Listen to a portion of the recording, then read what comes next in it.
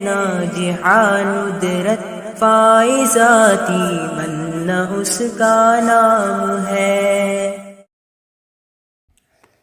السلام علیکم ورحمۃ اللہ وبرکاتہ۔ الحمدللہ رب العالمین والصلاة والسلام علی رسولہ الکریم محمد وعلی آلہ وصحبہ اجمعین، اما بعد۔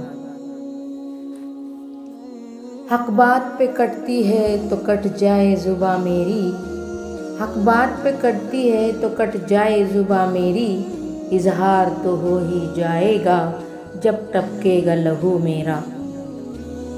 جہان تازہ کی ہے افکار تازہ سے نمود، کہ سنگ و خشت سے ہوتے نہیں جہاں پیدا، خودی میں ڈوبنے والوں کے عزم و ہمت نے اس آبجو سے کیے بحر بے کراں پیدا۔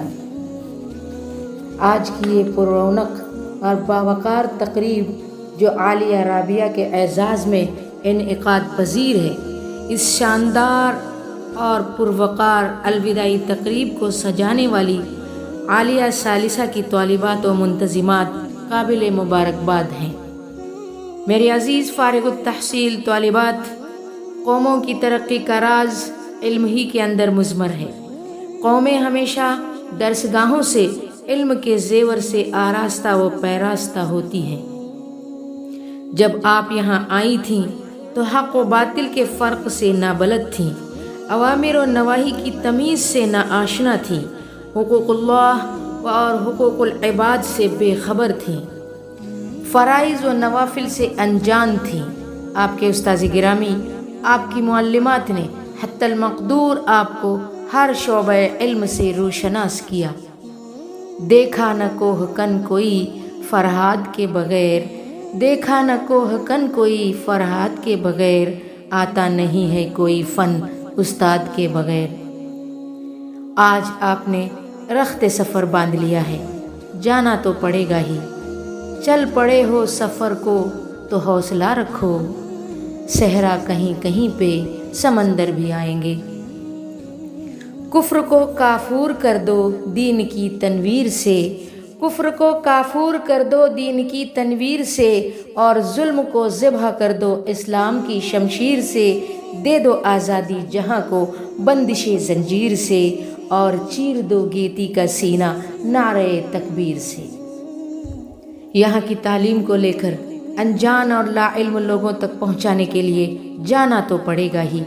اب آپ وارثین انبیاء میں شامل ہو گئیں، ماشاء اللہ ایک بھاری ذمہ داری ادا کرنے کے قابل بن گئیں۔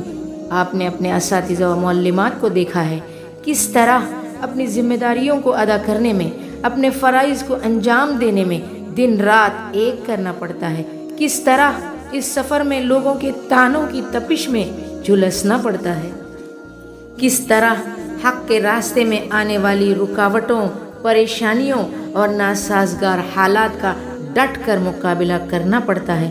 آپ نے دیکھا ہے کس طرح عزت نفس کو مجروح کرنا پڑتا ہے۔ حق بات پہ تعزیریں کچھ آج نہیں کوثر، حق بات پہ تعزیریں کچھ آج نہیں کوثر، بے درد زمانے کی یہ ریت پرانی ہے۔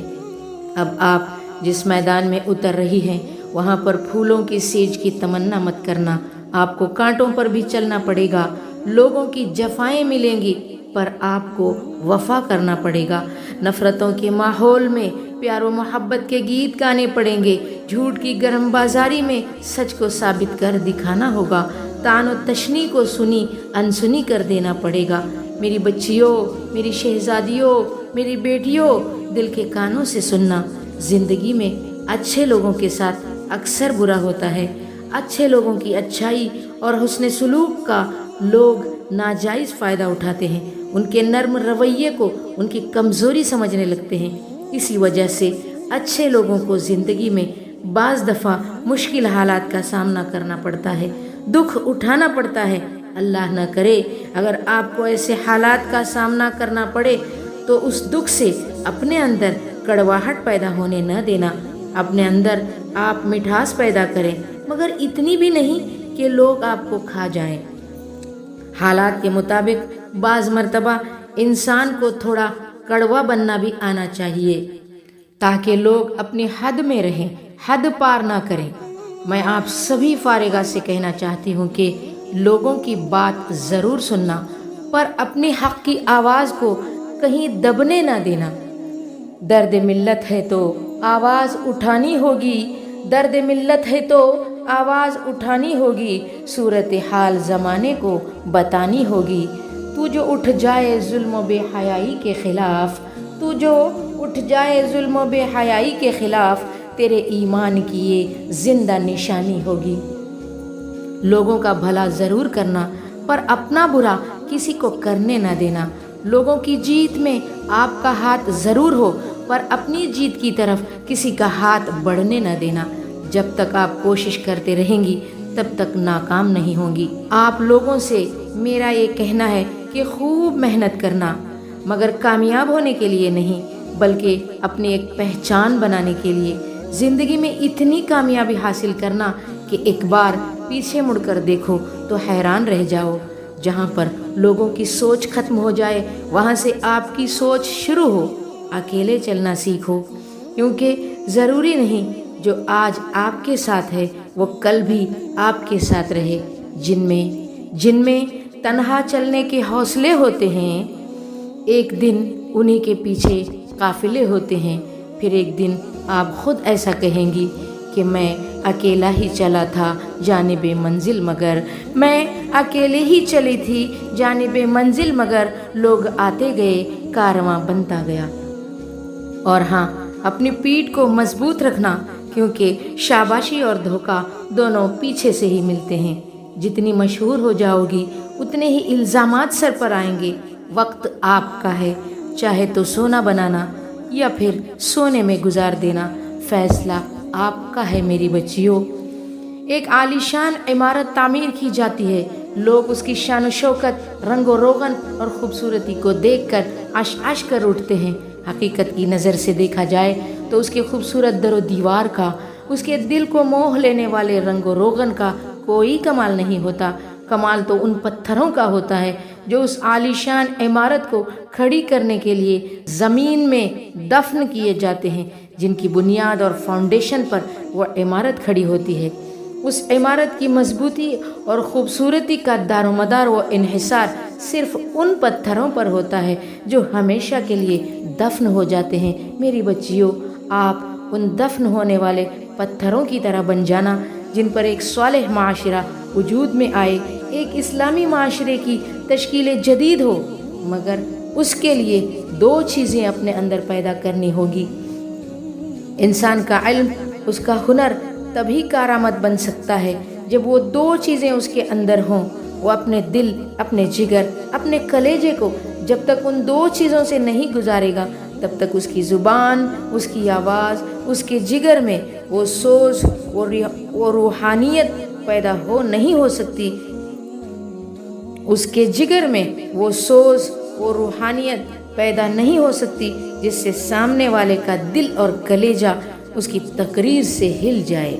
ایک انسان تب تک کامیابی کی منزلوں پر نہیں اتر سکتا جب تک وہ دو چیزیں اس کے اندر نہ ہوں۔ ایک انسان ایک بڑی ٹیم بنا نہیں سکتا جب تک وہ دو چیزیں اس کے اندر نہ ہوں۔ ایک انسان اپنے دشمن کو گرا نہیں سکتا جب تک وہ دو چیزیں اس کے اندر نہ ہوں۔ ایک انسان دشمنوں کو اپنا دوست نہیں بنا سکتا جب تک وہ دو چیزیں اس کے اندر نہ ہوں۔ ایک انسان شک سے یقین کی وادی میں نہیں آ سکتا جب تک وہ دو چیزیں اس کے اندر نہ ہوں۔ اضطراب اور بے قراری کے شکنجے سے نہیں نکل سکتا جب تک وہ دو چیزیں اس کے اندر نہ ہوں۔ تیز طوفانوں میں دیے جلا نہیں سکتا جب تک وہ دو چیزیں اس کے اندر نہ ہوں۔